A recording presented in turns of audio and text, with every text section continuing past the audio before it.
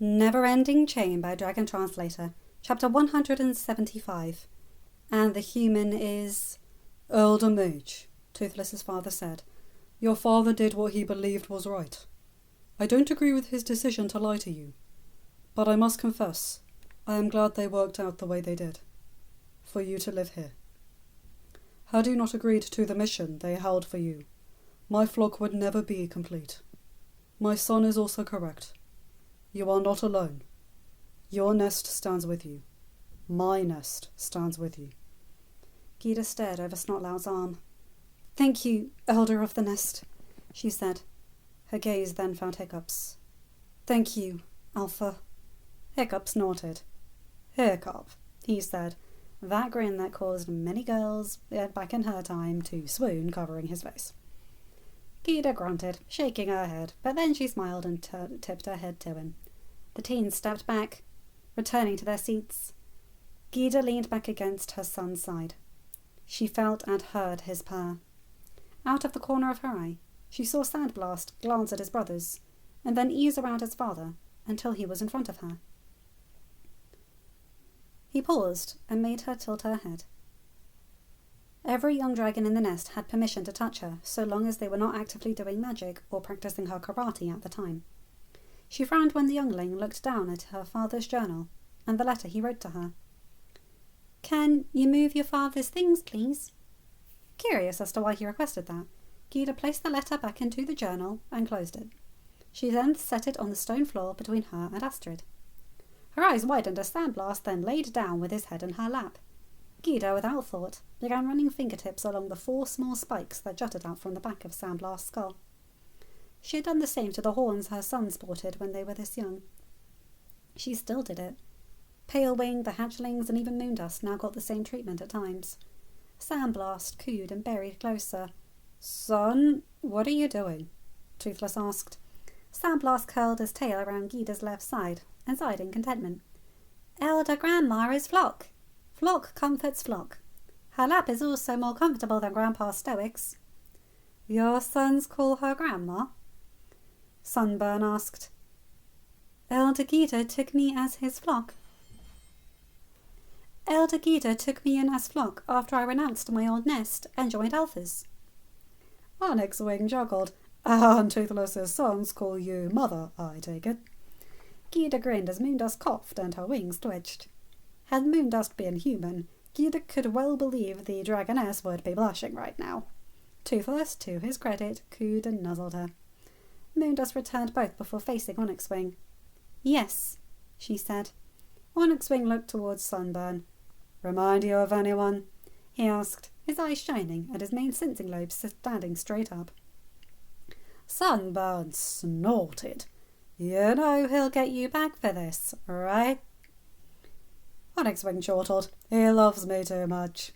Keep telling yourself that. Gyda chuckled as Onyx Wing stared at the razor whip as if she had personally betrayed him. In all honesty, their relationship reminded Gyda of Stormfly and Toothless's friendship in the movies and shows. Onyx Wing snorted and then faced Hiccup. Silence says it would probably be better if you spoke to this human alone. Not without me, he's not.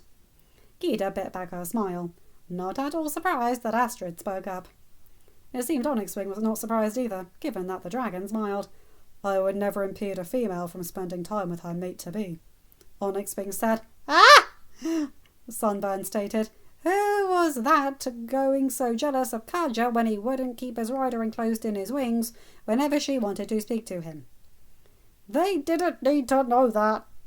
Besides, I have my reasons, and they weren't just because of jealousy. Miss didn't think her rider's intended was good enough for her. Well, now I know where Shadewing got that from, Astrid stated. Gyda chuckled as Shadewing snorted. Toothless's father shook himself. Son, do you have an outer covering that will keep you warm? He asked, staring at Hiccup. Yes, sir, Hiccup said, jerking his chin towards Toothless's saddle, where an extra pouch had been sewn on to the back of the seat. One of the nestmates back home makes the clothing we wear, and she made a set of warm clothes for us to use on this trip. Good. Snowfall season means the winds bite those not used to it. Sensing lobes lifted, and Toothless hissed and grunted. Then shook his head. No, my brother does not face an unknown human with just you two and his intended. Hey! Sister, Toothless said, looking towards Astrid. I know you can and will protect him, but I am Nest Protector, and I will not let either of you go off with just them, even if one of them is my ancestor. You make me feel old when you say that, Onyx Wing muttered, receiving a smack from Sunburn's wing. For promising Luna you wouldn't hit me, you're certainly in a hitting mode. Sunburn snorted, but then looked at Toothless. Despite what these two have said, we actually know you are not going to let Hiccup go without you. Neither of them will let their riders do similar. Yeah, what she said. Onyx Wing said, come along. If we can get that human and get it calmed down enough, then we can get started. I don't want to miss the singing competition tonight. I also loved those. Gita felt her son's slight jerk and knew what was going through his mind. She laid her hand back against his thigh. She frowned at how tense Shadowfire felt. She would have to speak with him while Hiccup met with this human visitor. Hiccup and Astrid had forgotten him. She knew neither would demand he stay out of the competition because of what happened. Bundled up in furs that stood off his shoulders higher than his head, Hiccup surveyed the run-down stone buildings they found to the far side of the nest. The ice terrors still watched the human, and said he was again searching the area. They had yet to locate him, as the area was bigger than Hiccup anticipated. It reminded Hiccup of Burke in many ways. One or two of the huts he could see still had many of the carvings, and Hiccup could see similarities in them. These were less refined in their presentation than those back home, but the style was just the same as the carvings still done on Burke. This caused Hiccup's mind to whirl. Movement from a far hut brought his attention back to the matter at hand. He shared a glance with Astrid, who nodded. Both faced their bonded dragons, as Stormfly refused to stay behind, and the other two dragons that accompanied them. Both made their hand signal, asking them to wait. Toothless's eyes became slits. Hiccup stared at his brother. Toothless sighed and nodded his head. Hiccup smiled slightly before he and Astrid turned back to the movement, now joined by the mutterings of the human male, who they believed himself alone.